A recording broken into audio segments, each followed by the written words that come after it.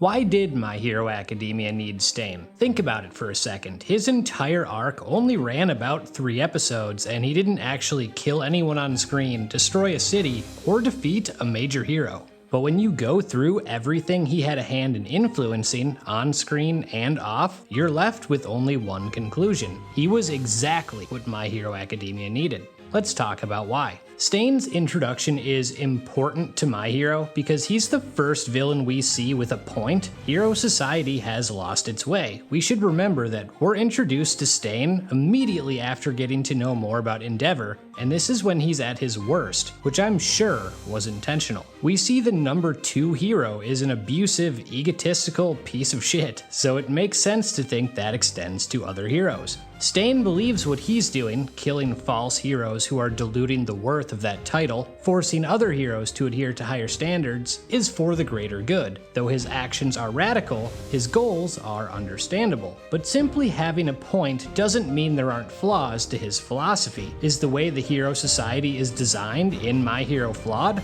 Absolutely, there is no arguing against that. Like anything else, the introduction of money and fame will inevitably lead to bad actors participating. Hell, just look at YouTube. That's ignoring the system in the first place, which throughout this video you'll see is corrupt in its own right. However, that doesn't mean he's using the most effective method to push his ideology. For as flawed as the hero society is, it'd still be vastly more effective to spend your time wiping out villains first, which if you learn about his backstory, he actually did at one point, and I'll touch on that in a bit. All throughout My Hero, heroes need to come together to defeat the villains, and if Stain is killing them to scare the others into being better, scarcity could become an issue. Think of all the times we see hero raids where everyone available is used and it's barely enough. Against Overhaul, for the hospital raid, and against All For One, pretty much every hero in the country gets involved. There's nuance to all of this. As for his backstory, there are a few parts that I find fascinating. First, like Deku, he's essentially created by All Might's greatness. Ironically, he's just as much of an All Might fanboy, but goes the opposite direction in his adoration. Seeing both sides of the same coin reacting to one man's greatness adds more meaning. The similarities are compelling too. The world was over-reliant on All Might to fix everything, to the point that society kind of stagnated, yet he continued to take that burden on by himself. Most people know we see Deku try to do something similar, and it's simply too much for him to handle. What I rarely see talked about is we also see it with Stain. While he does momentarily entertain the idea of working with the League of Villains, that falls apart quickly. So really, he's placing the burden of trying to reclaim the sanctity of hero society solely on himself, and in that way, mirrors what All Might did and what Deku ended up doing. It really leads to this captivating dynamic shared between the three. A part of his backstory that gripped me is after being inspired by All Might, from that point on, Stain really only experienced the worst aspects of hero society. Corrupt institutions that eventually led to him dropping out of a private hero academy, bad faith heroes, and a public unwilling to hear his pleas for change. When he became the vigilante Stendhal, which is actually the name of a psychological condition, which is perfectly fitting for a character so psychologically intriguing, he tries going about things exactly how I suggested in targeting villains. Then he's betrayed by a hero and has his nose shattered, which he later cuts off himself. I guess he really wanted to join Krillin in the No Nose Club? That's the straw that broke the camel's back. Everyone in the hero world had let him down, even Mr. Beast. Well, everyone but All Might, and that's why Stendhal became Stain and holds others to All Might's standards. Look, there is merit to demanding excellence. It's not easy, not convenient, and not nice, but it can be effective. On paper, the revival of heroics ideology doesn't sound so bad. Basically, heroes can't strive for rewards or compensation, and you're only deserving of the title if you commit acts of self-sacrifice. But on paper isn't reality, and Stain's philosophy focusing on not using quirks for personal gain leads him to overlooking certain heroes. It's totally possible that the reason why someone is a hero isn't super noble, but they can still be great at it.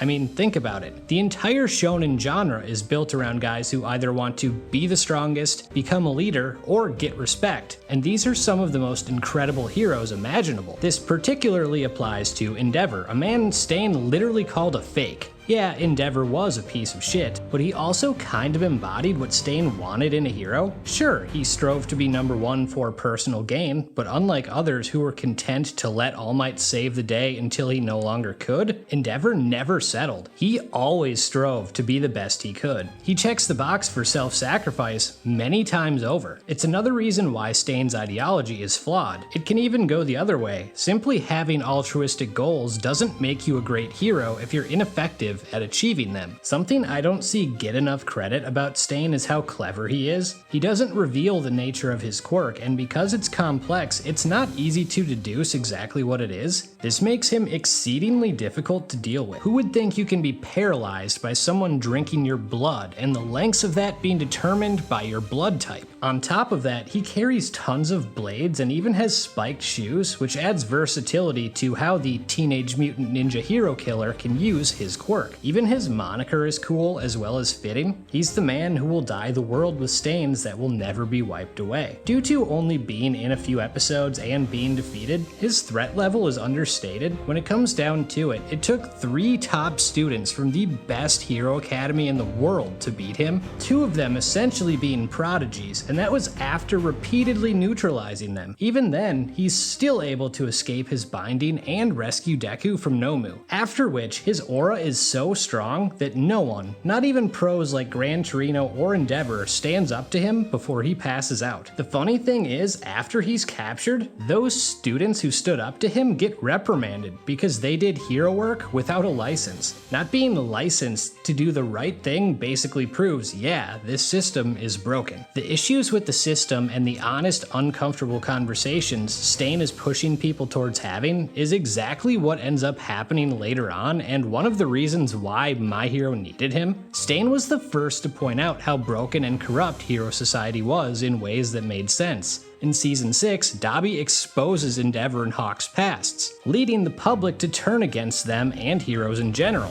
In response, tons of pro-heroes decide it's no longer worth it and step down. These are exactly the type of people Stain was calling out. On top of that, we learn later with Nagant that the Hero Commission was ordering hits on not only villains, but corrupt heroes. Technically, taking out false heroes is something Stain would agree with, but the fact that a board of individuals is in charge of heroism at all and abuses that power is reprehensible to him. Also, to his credit, in his small stint, they admitted in show that everywhere Stain went, crime rates dropped after he left. His efforts made other heroes better, whether it was through fear or genuine growth doesn't really matter. Simultaneously, him being linked to the League of Villains directly causes them to grow both in numbers and popularity. Unintentionally, he elevated a group that stood for the opposite of what he desires. Then again, that same group, and specifically characters he influenced, do essentially lead to Hero Society being torn down, before being built back up again. So again, there's so much nuance to all of this. Let's touch on another reason why My Hero needed Stain, which is for us viewers. While Shigaraki has grown season by season into the fully fleshed out character he is today, that wasn't always the case. He was the only villain we'd spent time with in the first season and a half, and while his design, abilities, and initial fight were awesome, we knew nothing about him. And the more we saw of him, the more we realized he's simply a child. Not to mention, Season 2 syndrome is a thing. If they went 2 full seasons without a deeper villain being introduced, who knows what happens. The dude's popularity for a villain was insane, in show and out. They sold his gear as merch at malls, and because of how compelling he is, I can't help but think the same would happen if he were real.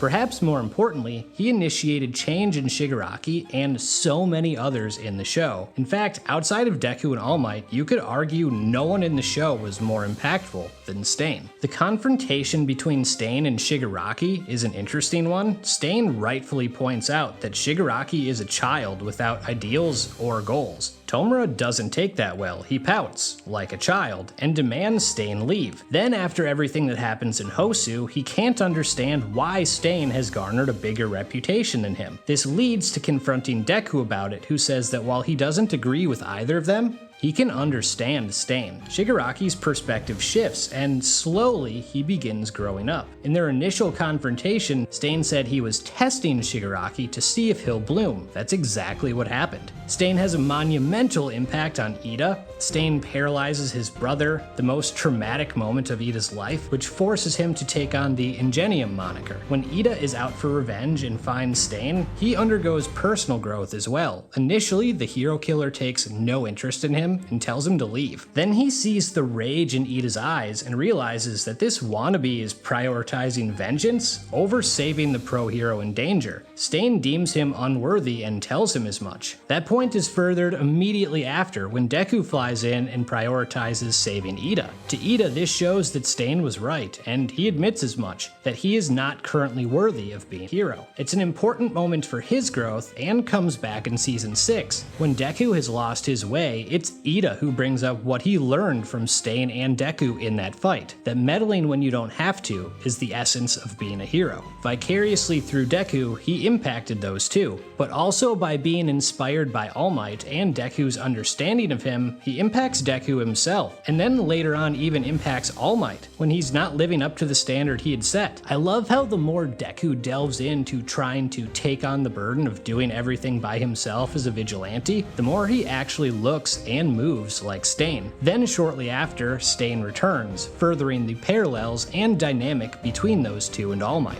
But there's more. Toga and Dabi joined the League of Villains because they admire Stain and thought he was connected to them. Spinner literally wears Stain's outfit because he's so enamored by the hero killer. Between them and Shigaraki, Stain inspired, impacted, or changed 4 of the series' biggest villains, and he did it in a handful of episodes. With that, I'm out.